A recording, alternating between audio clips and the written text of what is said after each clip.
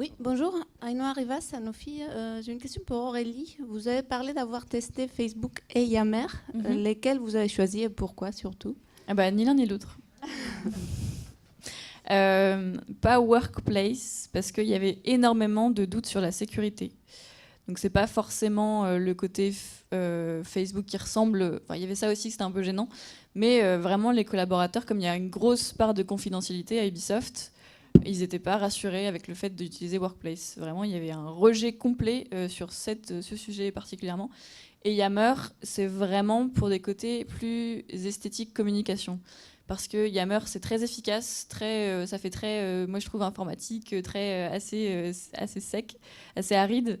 Et dans notre métier, il y a beaucoup de communications qui vont jouer sur le branding, rendre les posts un peu jolis, un peu plus lisibles. On allait sur du blogging un petit peu, encourager la communauté à participer, à créer du contenu.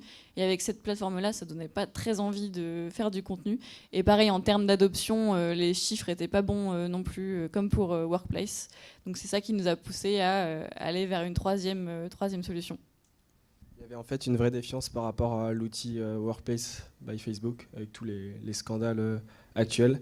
Et comme l'a précisé Aurélie, nous on est dans une industrie où la confidentialité, c'est des milliards et des milliards. Et donc du coup, aussi bien les utilisateurs que le top management n'avaient pas envie d'investir des sommes assez importantes dans un réseau social qui pose des questions. Voilà.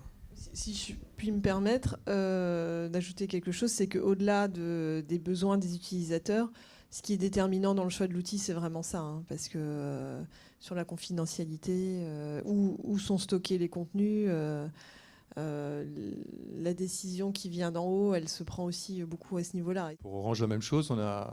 Si on a quitté SharePoint, c'était un peu aussi pour ça. Donc aujourd'hui, Jive, ce qu'on a pris de Jive, c'est sécurisé sur le territoire français, sur ce qu'on appelle le Fort Knox d'OBS, d'Orange Business Services, qui se trouve à Val-de-Rueil. Donc nos données nous appartiennent et c'est aussi effectivement le jour où on a fait un état des lieux pour se poser la question vers quoi on voulait aller.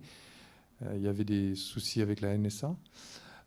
Et bien sûr, la direction de la sécurité a joué son rôle en nous disant, voilà, il y a des prérequis et il faut véritablement veiller à bien cantonner ce qui fait la richesse, la data, sur le territoire. Si ce n'est pas hexagonal, c'est européen.